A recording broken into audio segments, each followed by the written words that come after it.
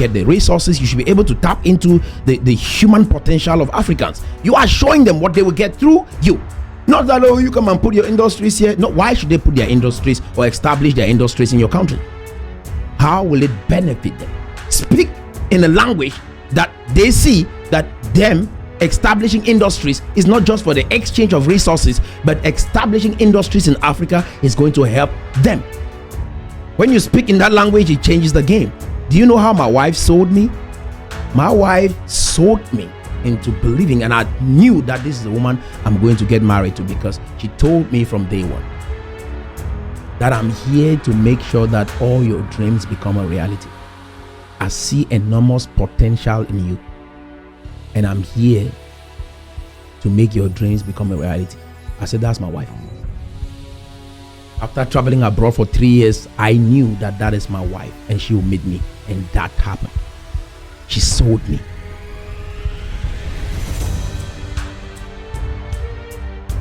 Do you understand what I'm saying?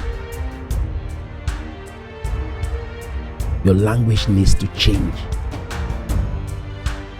You guys think there's freedom of speech, and so you have the right to say anything you want to say, but the West is opening up these doors so that they can hear what is inside your mind. And the foolishness that Africans are trying to do, be very careful. You guys are going to pull a shot that you will not be able to stand it when it comes back to you. Be careful. Careful of what you stir up.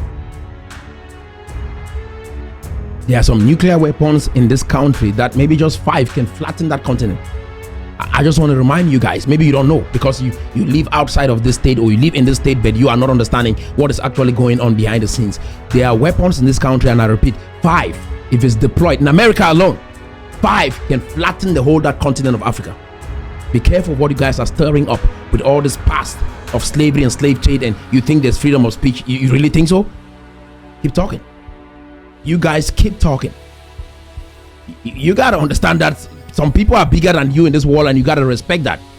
And that is what we have stirred up in Cameroon, and we are getting it right now. You understand what I'm saying? That is what we've stirred up in the Northwest and Southwest. We think it was just easy to just get in there and become independent in the 21st century. No, you're in a different dispensation. You got to think different. And what I'm saying here, if you are not smart to grasp it, you will keep looping, and the next 7 years will be the same. But if we are smart, we change things right now. This 2024 should mark the turning point in that nation.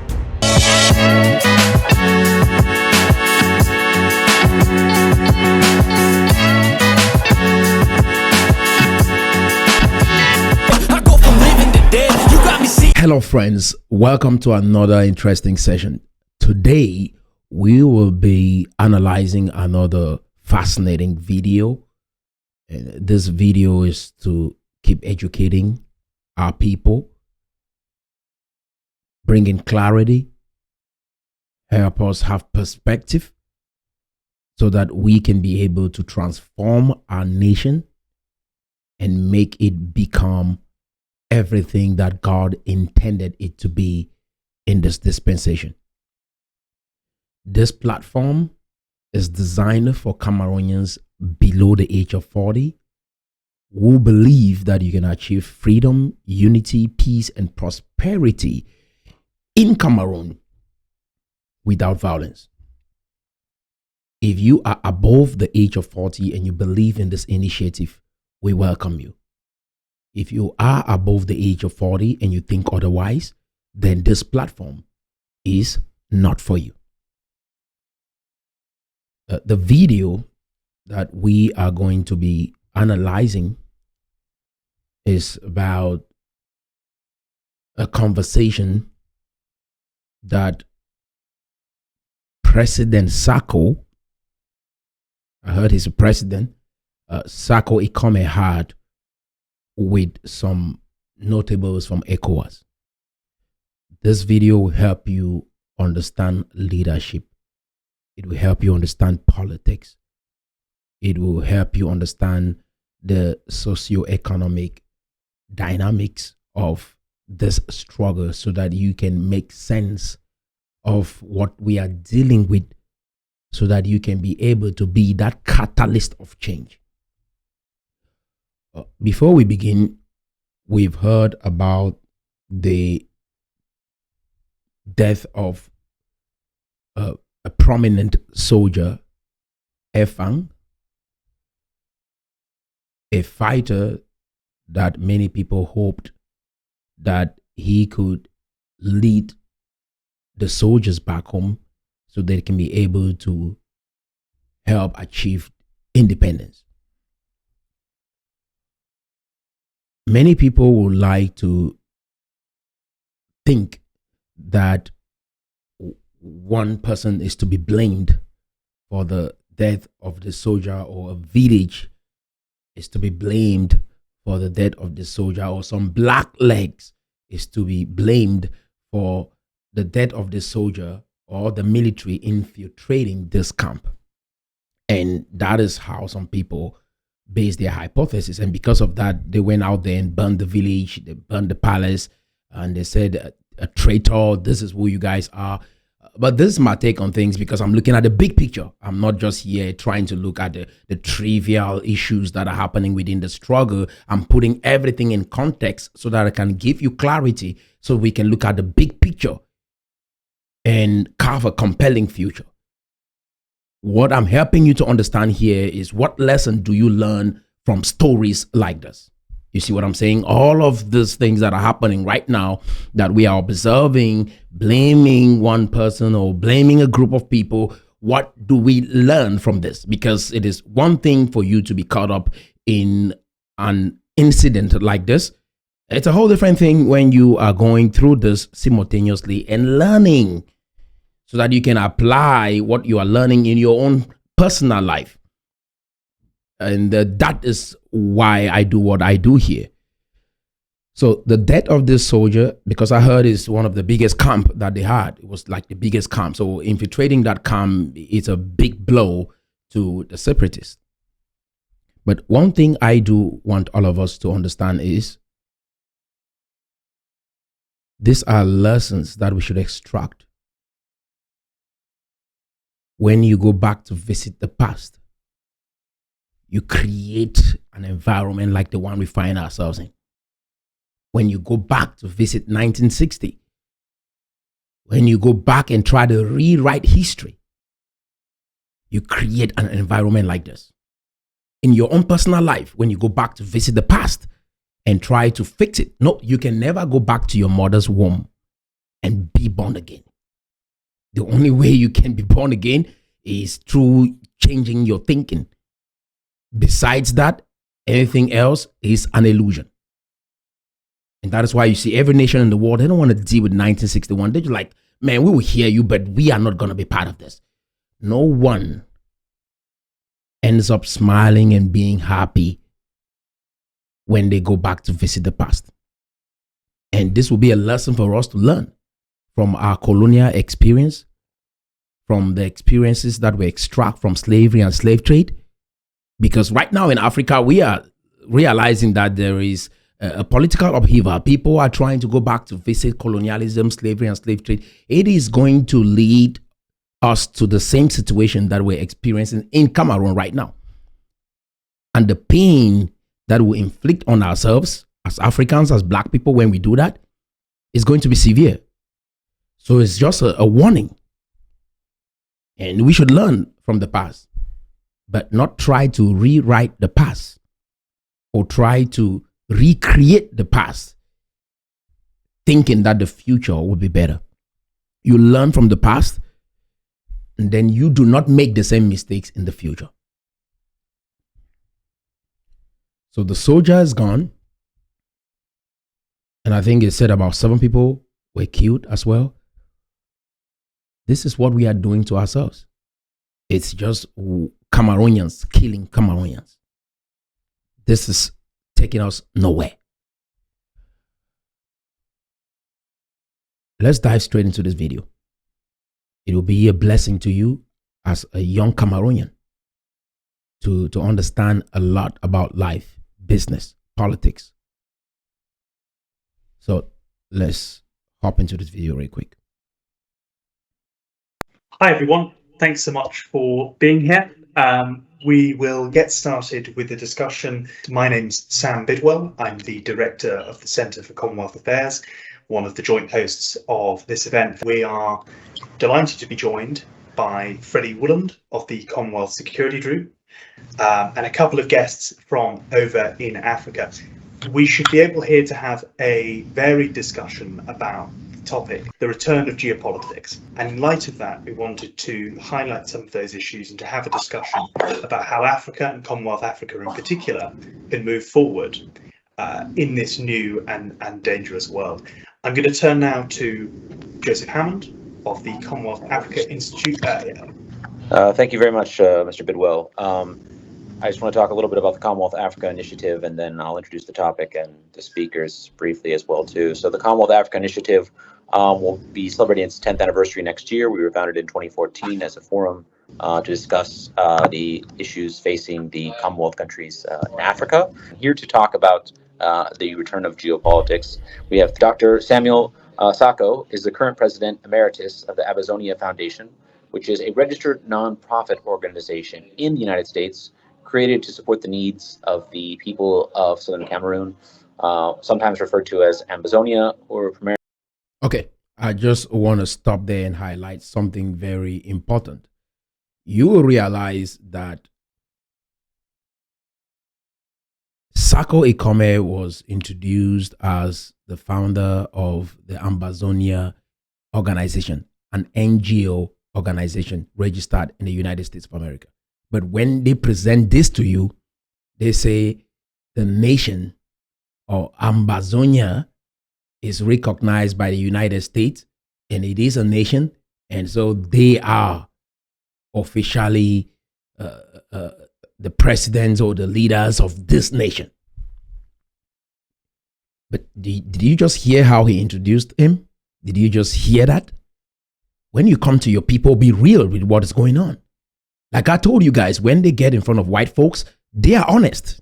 But when they come to you, they are not. And it's terrible to put your people in this loop. It's terrible to deceive your own people. It's terrible to put some kind of ideas in their minds about the reality of which is not true. Do you guys understand what I'm saying? And one fascinating thing I want you to pay attention to. Do you see how young those guys are? Do you see how young those guys are? If that was a young Cameroonian like myself talking to an older folk like this, they will try to put age on you and tell you how young you are to be their son and all of that. They will say they want to educate you, but that young man is educating them. He's educating him. He went to them because he believes that it can help them. You see the old folks there, there's no young person to think. But it's very, very important that you observe what is going on. There's no young person there to represent the aspirations and the plight of the young Cameroonians, this vibrant group of Cameroonians. And there are a lot. There are a lot of us. You see what I'm saying? They will not take any out there to have their voices heard or help them in that kind of a conversation. But it's very, very important that I highlight that person that you just see right there, those young people, they are young enough to be his son. But he will not throw that card. If any old folk calls you and they use age, they use education, cut off that conversation. It's manipulation. They use that age and they use education like they want to educate you, like you're ignorant. There are a lot of the young people today, sir. I just want to let our old folks know they are extremely smart. When you come to them, ask questions and listen. They are not dumb. You'll be shocked to know what Cameroonians actually have in their brains, and they will not be what they were created to be because we have older generations that want to suppress you down with age and with their so-called education that has not created the kind of life that you can grow up and experience and say, yes, at least my parents did something. Are you guys following? So I want you to keep listening, but it's very important that we pay attention to that. Okay? Hi, everyone. Thanks so much for being here. We will get started with the discussion. Which has seen a brutal civil war since 2017. Dr. Sako himself arrived in the United States in 2010 on political asylum and has dedicated his life as an activist and human rights champion in the southern Cameroons. He is a graduate from the University of Calabar in Nigeria and the Theropon University in the U.S. Virgin Islands. So with those introductions, Dr. Sako, why don't you take a few minutes now to introduce this topic from your perspective? Thank you. Thank you very much. Let me thank the Commonwealth Africa Initiative and the Center for Commonwealth Affairs for inviting me. My name is Samuel Sako, a political leader from the former British Southern Cameroons, also known as Ambazonia. I applaud your untiring efforts to bringing together African leaders, opinion leaders, policymakers, development experts, and economic operators to foster networking and facilitate partnership between African nations and members of the Commonwealth. Let's turn to the return of geopolitics in Africa. Africa has always been a battleground for foreign dominions. When you discuss Africa on the world stage, you will hear about Western interests or Chinese interests, or now the Russian interests. There's very little about the African interests.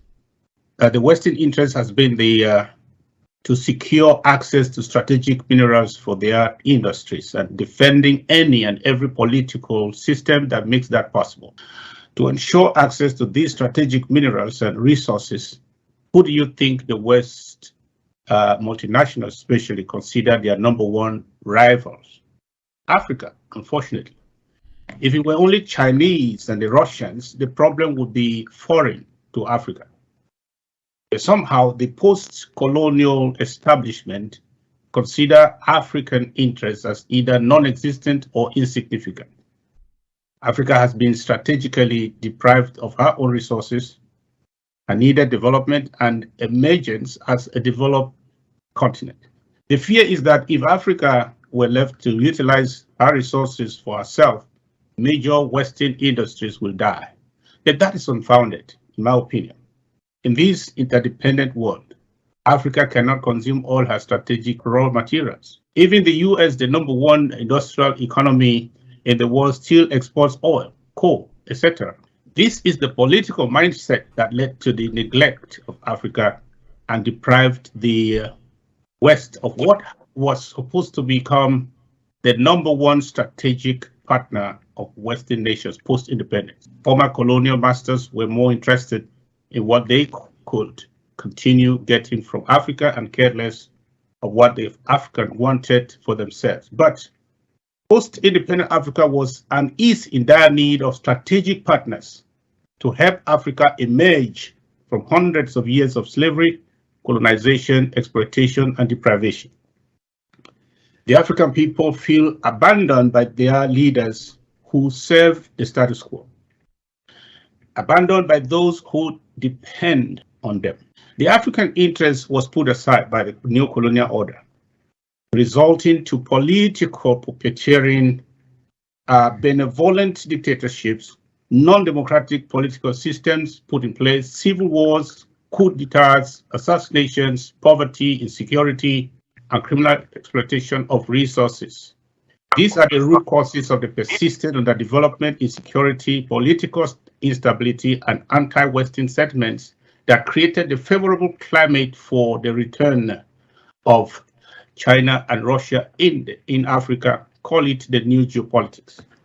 Under the weight of popular discontent, underdevelopment, and generalized insecurity, embattled governments in Africa do not care about a fight between the West and Russia or China. It is none of their business, so they say, that they are concerned more about their political survival. Hence, the voting record at the United Nations on Russia's invasion of Ukraine and other human rights. However, the African people are the ones bearing the brunt. African governments are enjoying this moment. I should tell you, suddenly the masters that despise them now have serious competition.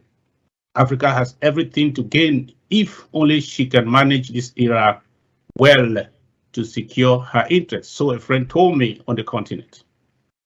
Competition is ever good for the client. So we say. But let me answer this one question. Are Russia and China prioritizing Africa's interests? And in my best judgment, the answer is no. They too have missed the mark. They are responding to the needs of the ruling or political class instead of the people. African political leaders have a bigger issue called political survival. The people of Africa and the leaders of Africa are on different pedestals. Russia especially is proposing to help African leaders survive. That's why they are in Mali, Burkina Faso, Sudan, Central Africa, and now making headways in Guinea and Cameroon. China, on the other hand, is saying to the African leaders, I will help you better than the West and without preconditions, but without majoring on addressing the African interests. That makes them the other side of the same coin. Africa is not looking for new masters. Africa is looking for friends and strategic partners. China is massively buying land all over Africa. Bad approach. They have a migration agenda that does not sit well with Africa or Africans. They are not really creating jobs for Africans. They are creating jobs for themselves and lining the pockets of a few autocrats. They are practicing economic recolonization. They are not building the major factories in Africa to help Africa's transformation. They are busy extracting natural resources in exchange for so-called development loans for projects which they execute in the most part. So what should the West do? Number one, 5 things.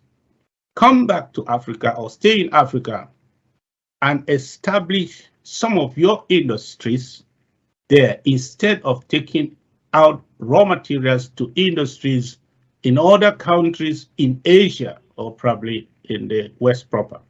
Number 2, treat Africa as a partner in development and not as a source of raw materials. Number 3, show interest first in what Africa has, but what Africa wants also. Number 4, invest in the future of the continent. That means in democracy, in security, and political stability. Respect Africa and not treat good African leaders condescendingly. This especially to the French. Desire for Africa that which is also good for your own countries or the West. Love a good neighbor as yourself, so the good book says.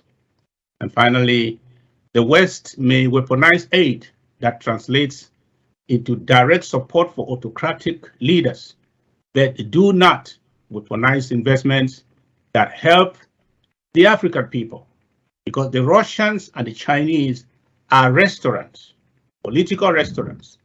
The West should help Africa build her kitchens. Okay.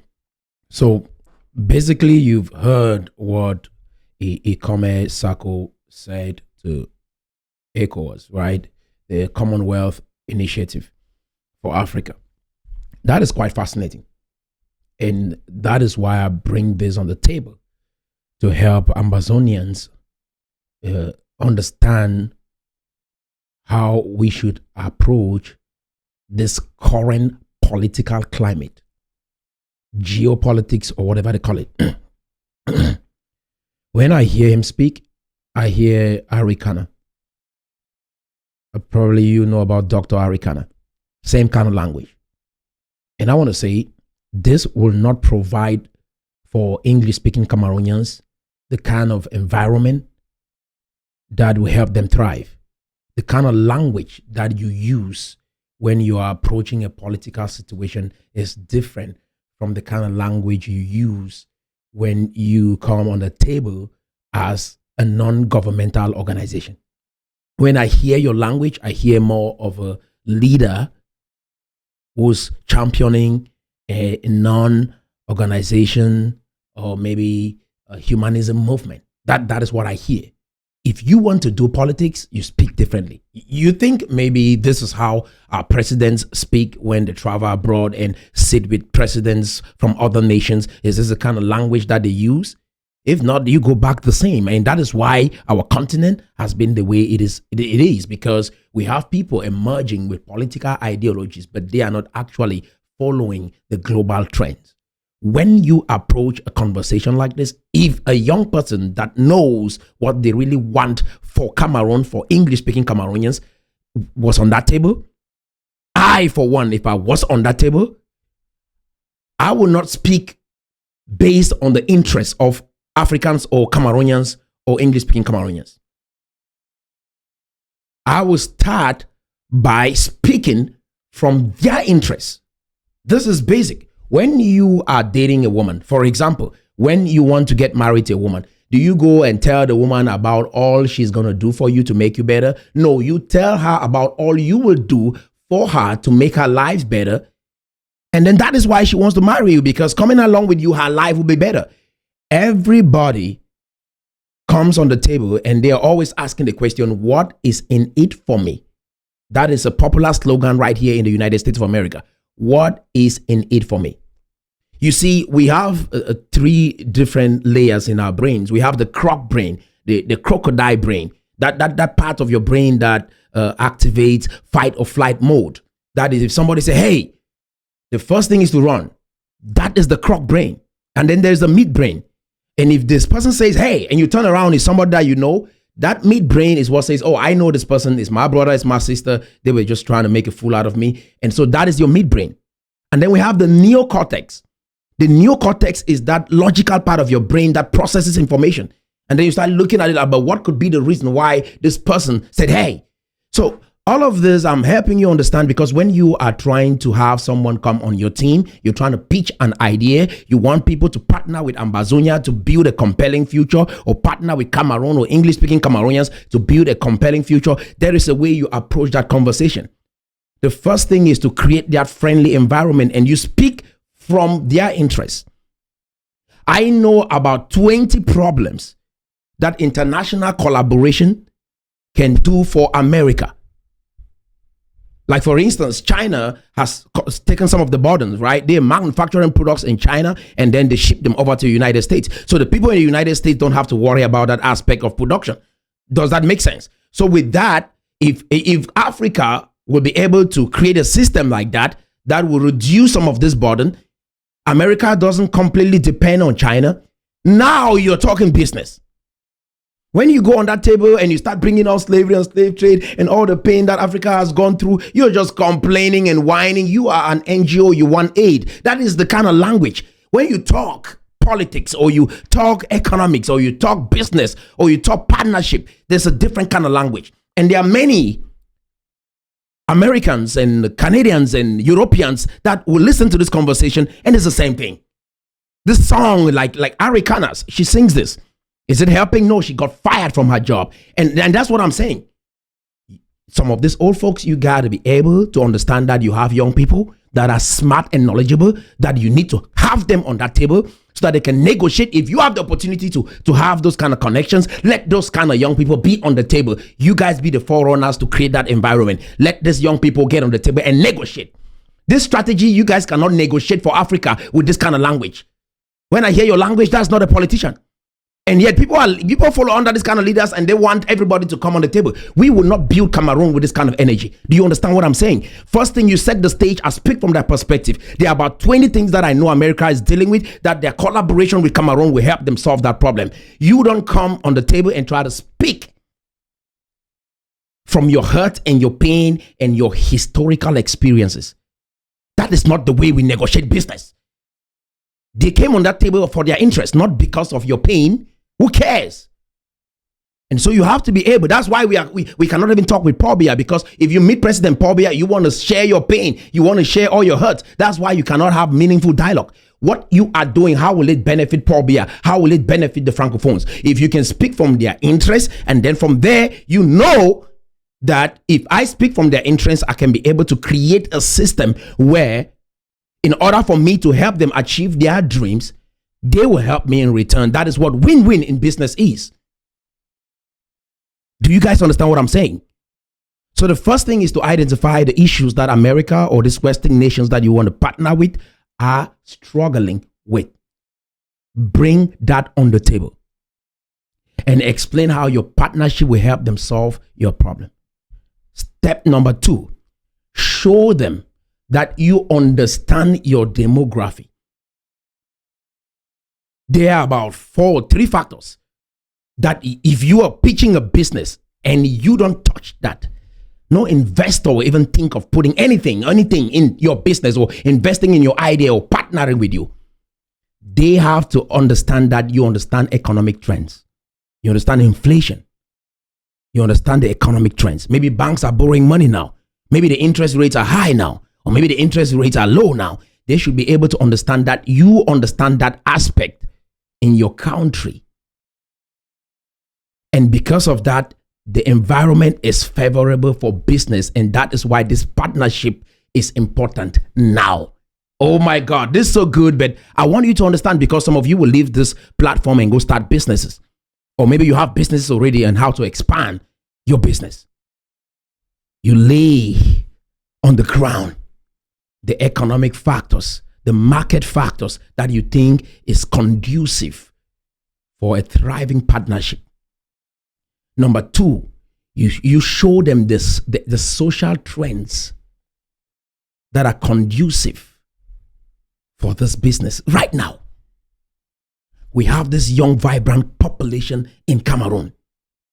Approximately 62% of them are below the age of 24. This young, vibrant population, they are tech savvy, they are hungry, most of them are educated. And because of this opportunity is going to help them get involved in this partnership. And as our young people get involved in this partnership, this is how we will be able to help you solve your problems. Are you guys understanding what I'm saying? And then the third is technology. Because the social media, this is the percentage of Cameroonians that are on social media. And because they understand this technological changes, what is happening in the world right now, they will be able to engage more than ever before. This environment that we find ourselves in is what makes it conducive for this partnership to work. And this is what we can do for you. And this is what you will be able to do for us. And to create this partnership, we'll be able to establish maybe the agricultural sector, so that in the process of these people working with you, there will be food for them to keep serving you. In order for us to further this relationship, we will have to take care of their medical needs. And not only that, that market now will be an environment where you can sell some of your drugs in return for us providing the services to you. Some of you guys struggle with your banks and other companies to have a customer service 24/7. So this vibrant population, they speak English. And because of this, they will be able to handle your customer service sector. The environment is conducive because of this market forces, because of these social forces, and because of these technological forces. And you're able to quantify them, put a number, and illustrate why you think this moment right now is a favorable environment for business to thrive. Are you guys understanding what I'm saying? Yeah. This is just a fraction of how I get into that kind of a conversation and pitch an idea that people will buy it.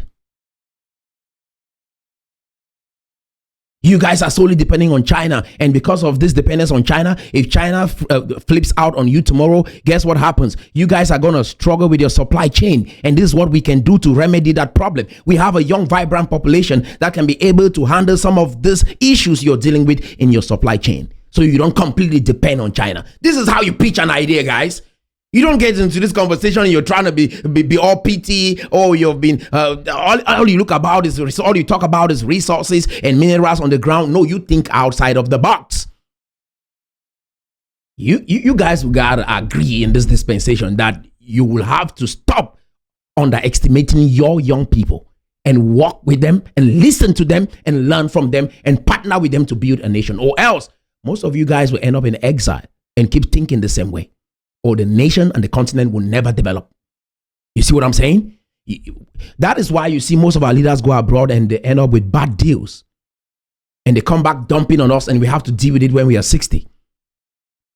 They don't know how to negotiate business. When you're coming to discuss business, well, if you want to go talk charity and humanism and all of that, you go talk that. But if you want politics, when you get to politics, people come there with their interest. That's why you guys are fighting Pobia. That's why you're fighting and just trying to destroy the nation, because you're approaching the nation from an NGO perspective. No, sir.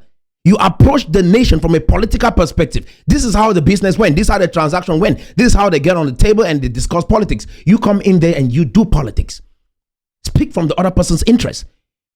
Don't come there and it's all you, all those kind of, if imagine you want to get married to somebody and you come and say, you got to come and do this for me. You cry like that. No woman want to get married to you. You go talk to any businessman like that. Nobody want to listen to you. Immediately you just activate that crocodile brain and it's flight or it's fight or flight mode and people just run away from you. Do you understand what I'm saying? Or you create a friendly environment. They say, yeah, okay, he's friendly. He's not he's not harmful, and they agree with you because you created that friendly environment. That is, you activating the midbrain. But in order for them to process that information, you got to come in with something new. Slavery and slave trade is outdated. Colonialism is outdated. This cancer will eat you guys up, and you will go nowhere. And that is why the Bible helps you understand that you got to forgive and let go. That is a very big concept with us. We got to deal with that. We preach the Bible but we don't actually practice it. Forgive and let go. Because if you do not do, God himself will not forgive you. If you do not do, your heart will not be free to walk with people. When you meet a white folk, all you have in your mind is colonialism. All you have in your mind is slavery and slave trade. All you have in your mind is the pain of the past is eating you up. You cannot even think straight. And that is your dilemma. The young Africans today, we will not sit on that kind of a table and talk like that anymore. We are going to deal with the situation like we see it right there and say, this is what we think and this is how we feel about the situation. We're moving forward. What do you guys have to offer? We have this. We have these resources. In exchange of this is what we're going to do. This is what we're going to do. And you speak from their interests. If you just extract these resources and you go away with it, guess what happens? You are not actually creating an environment that will help you to have a group of people that can think critically to advance these minerals or these resources so that at the end of the day, you too can be able to get more from Africans, not just get less. You should not only get the resources, you should be able to tap into the human potential of Africans. You are showing them what they will get through you. Not that, oh, you come and put your industries here. No, why should they put their industries or establish their industries in your country? How will it benefit them?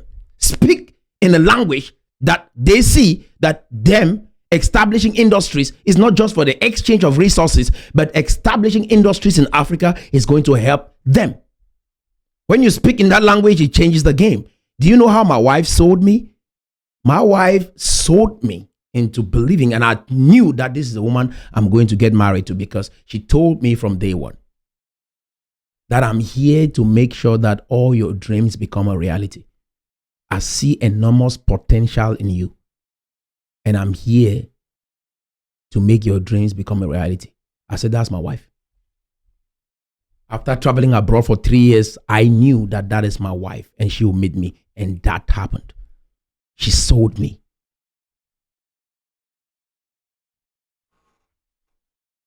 Do you understand what I'm saying? Your language needs to change. You guys think there's freedom of speech and so you have the right to say anything you want to say, but the West is opening up these doors so that they can hear what is inside your mind. And the foolishness that Africans are trying to do, be very careful. You guys are going to pull a shot that you will not be able to stand it when it comes back to you. Be careful. Be careful of what you stir up. There are some nuclear weapons in this country that maybe just 5 can flatten that continent.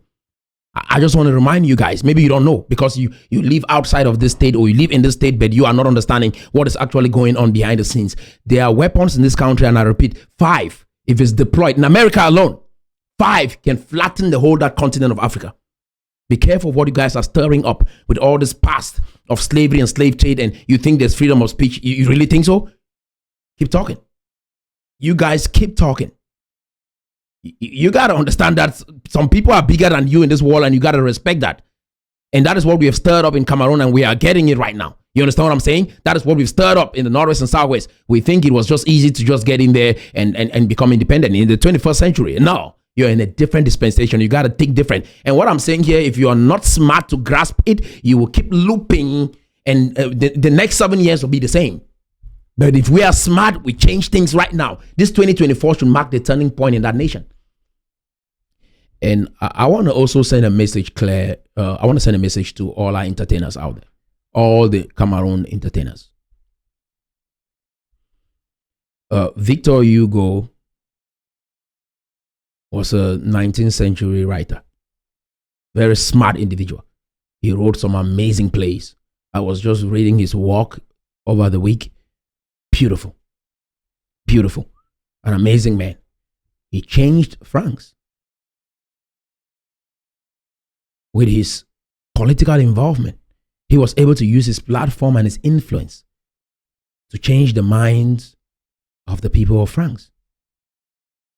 Young people, artists, entertainers, you have more influence over the minds of the people of Cameroon more than the government. You don't know the power that you carry. And I'm repeating that again. Entertainers, you carry enormous power. The government has military power, but you guys have influence. And that is a huge asset for transformation. It is high time you start putting up content on your platform. If you want to write right, it is time for you guys to start letting our young people understand that if that nation will change, they have to rise up and start doing something.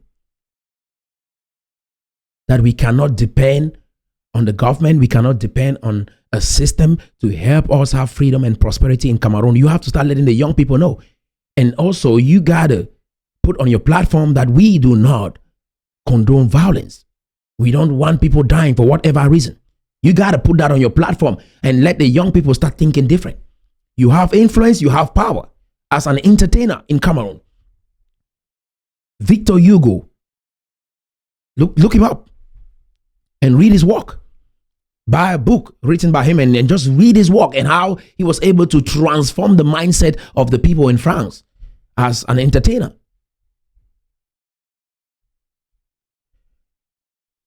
It's the same like with Fela in Nigeria.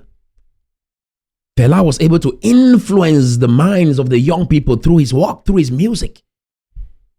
You're not in this world just to make money through your arts and just entertain people. You're here to help people see the light. You're here to help people transform their lives as an entertainer. You're here to shape the narrative of the people. You're here to change the thinking of the people. And that is what you can do through your platform. And so I just want to let you, don't underestimate the power that you have to make sure that 2024 marks a turning point, that we, the young people, are rising up to take our destiny into our hands and transform that nation and make it to become what we want it to be. In the next 20 years, that nation should reflect Canada. That nation should be a first world nation. In the next 20 years, we should have industries that are transforming the global economy coming out of Cameroon. In the next 20 years, we should have tech giants. We should have tech giants coming out of Cameroon. We should have giants in finance coming out of Cameroon.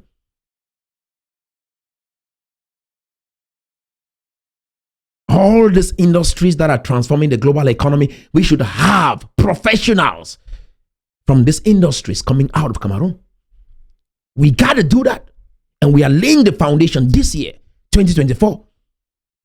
Just listen to how your old folks go out there and talk. Do you think being quiet is going to help? No. You think not saying anything is going to help? No. You got to say something. You got to do something. Small things make a big difference. I repeat, small things make a big difference. And it starts with thinking. And then after you think about it, you take action. Small actions that you take every day make a big difference. Small actions. You brush your teeth every day for 2 minutes, 3 minutes, every day. At the end of the day, at the end of your life, you go around with a clean teeth, a healthy teeth. But if you say, oh, it's just one day, I will not brush it, and then you go on, guess what happens? You have bad teeth after maybe 5, 10 years. But cleaning it every day for 2 minutes will ensure you having good teeth for your entire life. A small post every day. Writing something good about your country every day. Inspiring the youth to believe that it is their responsibility to build that nation every day. Small things make big difference. Taking action. If these youth are healthy and they are vibrant, do you know what this is going to do for you? You have more fans. You have more money. You have more influence. You will not just be looked at as an entertainer. You will be looked at as someone that brought about transformation in that nation. Do you understand what I'm saying?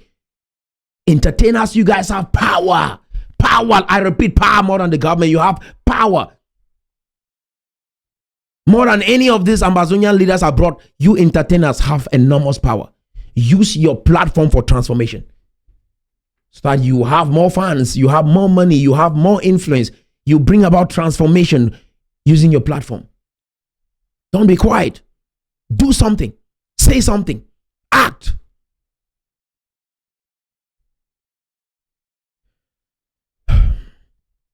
So young people, I believe in you. I know our best days are ahead of us. We are Africa's best kept secret. We are a city on a hill. It is our time to shine. Imagine we've never had the culture of music in Cameroon, but we just started off racing. See how far you guys have come. English-speaking Cameroonians, to be precise, because French-speaking Cameroonians, they've always had entertainers. From the time of Kotobas and Bebe Manga, all of them, we know they've always had entertainers. Sami Diko and all of that. We did not have that. But look how far we've come. Look how far we've come. We are going somewhere. There's progress. Do you understand what I'm saying? Look at what we are doing with movies. We've not had a culture. Imagine we grew up in a community where most of our parents just wanted us to go to school. If you wanted to sing, you were a terrible child. If you wanted to do music, you were a terrible child. If you wanted to do movies, you were a terrible child. If you wanted to go play soccer, you were a terrible and a bad child. You had bad reputation. That is how they looked at you. But look at what is happening today. See what is happening in the economy. See how far we have come. We should appreciate this milestone and understand that we have a lot ahead of us. But we should appreciate how far we've come. And this goes to the entire population of Cameroon. We should appreciate how far we have come. This is progress towards the right direction. Even in the midst of this war and political turmoil that started in 2016, look at what you guys have been able to achieve. I'm proud of you guys. I'm proud of Cameroonians. I'm proud of you guys. In spite this madness, you guys have still made a way. The people go to visit article or resolution 1608. Try to base a premise on that. When none of them challenged that resolution in 1961. The Southern Cameroon Bar Association offered to look into that resolution. The people did not give them the chance. They say they got it under control. Foncha and the KNDP party. They think we don't know this. We know it. Young people will read, will understand what is going on, and will make sense of our situation. They did not. They said they were comfortable with the decision that they had made. So let it go. You made your mistakes. Learn from it and move on. Do I say we are treated the best way that we can? I'm not saying that. But one thing I do know is that our attitude towards that nation is the result why, or is the reason why we are being treated the way we are treated in that nation, because we've never felt like we belong in that nation. We've always had one foot in and we've always had one foot out. Our behavior can be seen as a reason why we are where we are today. And we can change our behaviors and change our actions. And like you can see with the artists, when they start singing in French, English, and Pidgin, they've made a name for themselves in that nation, which says they are included. They are part of it. They are saying that we are here. We belong. We're integrating. And that is the energy that we should have across every platform. Do you understand what I'm saying? So, young people, this is your time.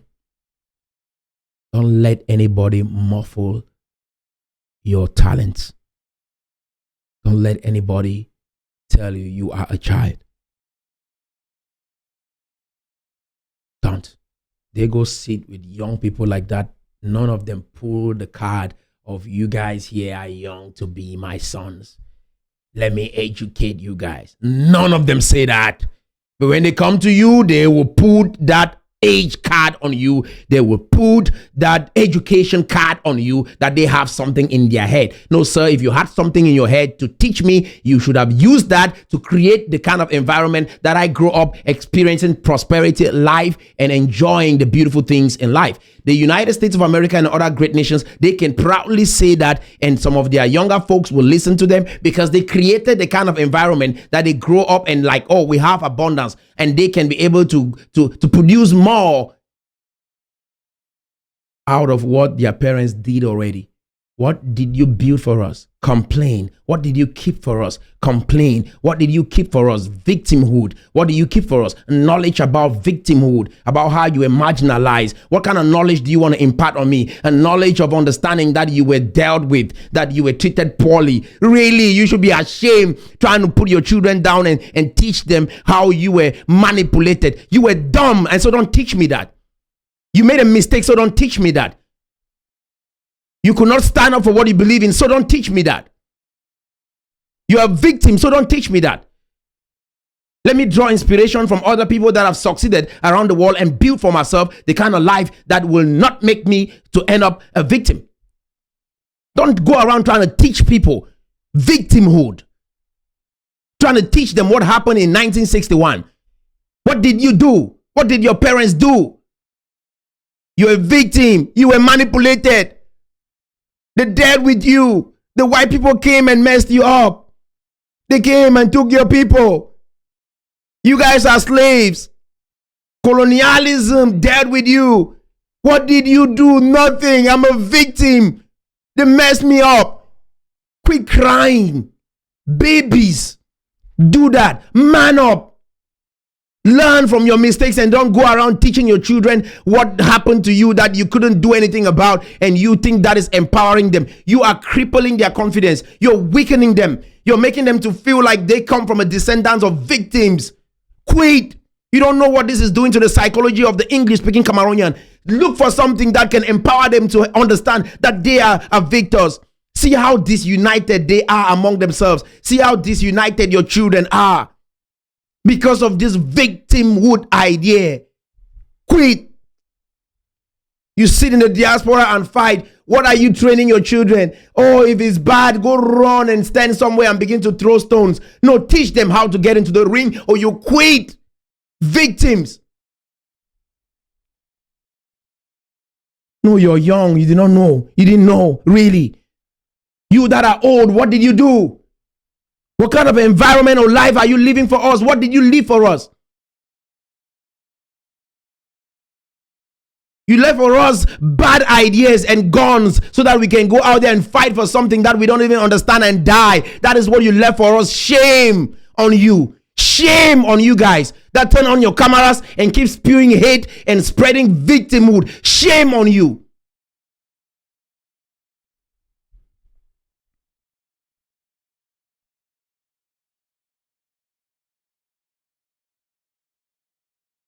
Young people, this is who they are. Victims. Victims. We are taking our destiny in our hands. You guys are brave. Even though some of you have been killed and you've died, but you're brave people. No one will ever take that from you. But the strategy is not the best. I wish you could use this energy to bring prosperity and development in that nation. But I want to let you guys know you guys are brave. Some of you have stood in the face of death and went down. Respect. After this, All the old folks in this generation gotta respect you guys. They gotta respect you guys. You guys have been able to stand up and do something that they could not do.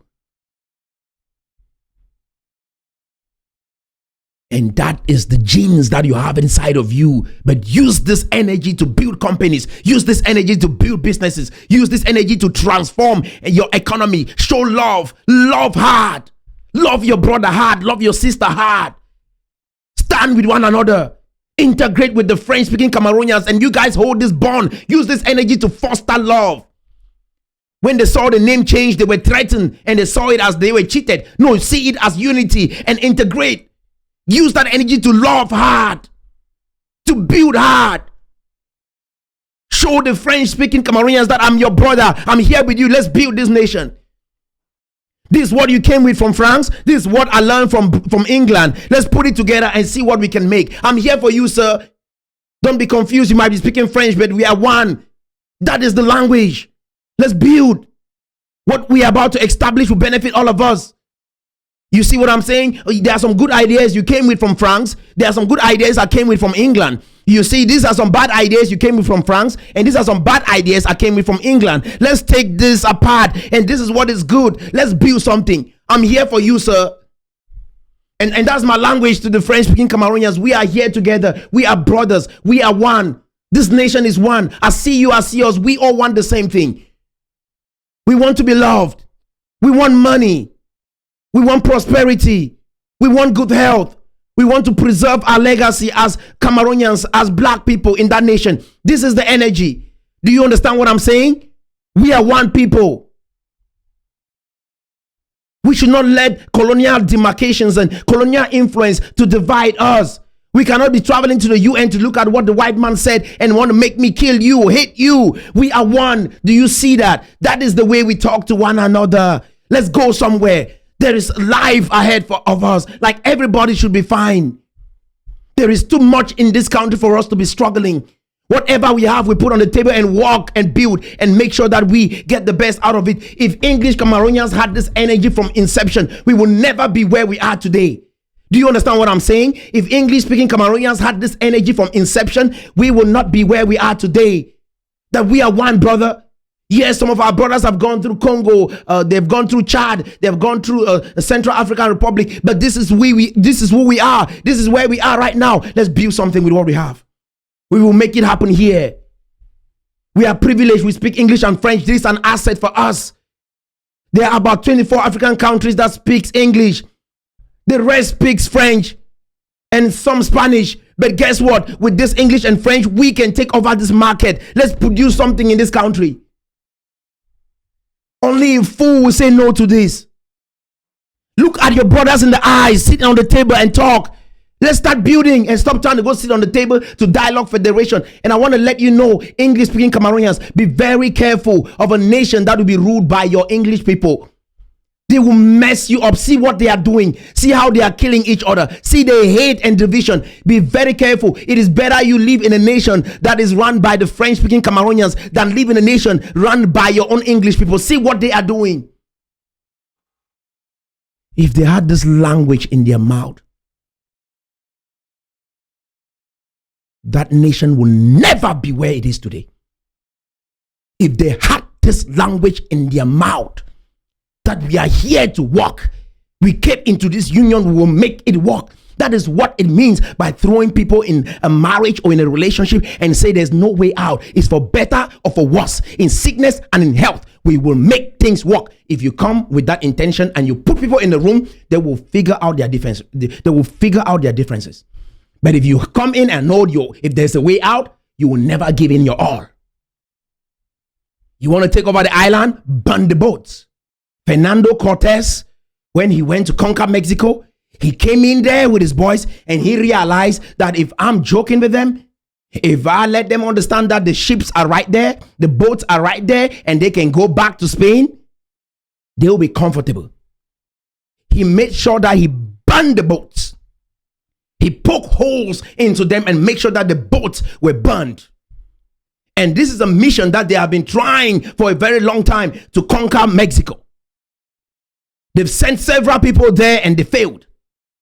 And this guy sneaked out in the night, took the boats, and carried some soldiers to that island. And what he did was he burned the boats and said, we got to survive here. And the soldiers, the same people that were thinking of running back home, they fought like crazy and they conquered Mexico. You want to take over the island? Burn the boats. How will you make Cameroon work? There is no way out. We are not going to break out of this nation. How do you make it work? Start thinking from that perspective. Do you understand what I'm saying? Burn the boats. If you have that boat, that is your boat of your own independence, of your own nation that you want to create, or is some legality or illegality, cut all of that out of the way. Let's make this nation work. The French people have shown you that they are not going anywhere. So get into that relationship and make it work. All the documents that you go around trying to read, a resolution 1608, put that on the side and make that relationship work. All of you guys, if you guys join and make sure that you stand with your heart and your honest people behind this mission, I will restore some of you on exile back in that nation.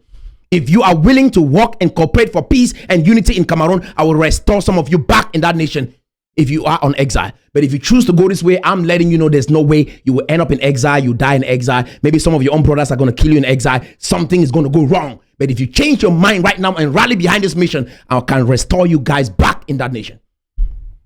I can restore you back. Because this mission, you guys cannot beat this. You see what I'm saying? You can never beat unity. You can never beat anything that fosters togetherness. You will never ever beat that.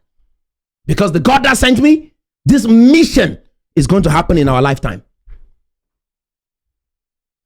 We will make Canada in Cameroon. Watch and see. We will make Canada in Cameroon. You either join now or you'll be left out. Two options. You either join now or you will be left out. We are not going anywhere. Old folks, your population is very small. I've looked at the demography of Cameroon. Your population is less than 20%. It's less than 20%, the older folks. The young people are approximately 80% of that nation. We are not going anywhere. And this, your philosophy will pass away. We are not going anywhere. In the next 20 years, we will be here. You can sacrifice some and coach them to go die, but there are many. We have the records. You either join now or you'll perish. Facts. So guys, I hope this message was inspiring to you. I hope this message gives you clarity to understand where we are going. Yes, the French-speaking Cameroonians have been all about unity all this while. And you can see that in the changes that they've made in that nation. But our people, because of greed and property and resources, they always interpret that as a problem. You leave them for themselves with the federation, they will mess things up for you. They will screw you up. They want to blame the French Cameroonians as a reason why they are divided. I'm like, nah, dude, you cannot do that. Don't play that card. You know why? Because from the time of Foncha, they were coming into this union divided. The French were not there, but yet they were divided. Do you see? And we are saying in this generation, we will change that. We will not be divided. We will be united. We will be together. We will be one another's keeper. We will not follow your tracks. We break the mold. We burn the boats. We are moving on. So be strong, young people. It is your time. They cannot take this away from you. Whatever they say, just listen, walk away, and do the opposite. To foster peace, to foster unity, to foster prosperity, technology. That is what you should be all about. Until next time, stay blessed. All right, if you like this video, you're going to like this other episode, and you can watch it by clicking right here.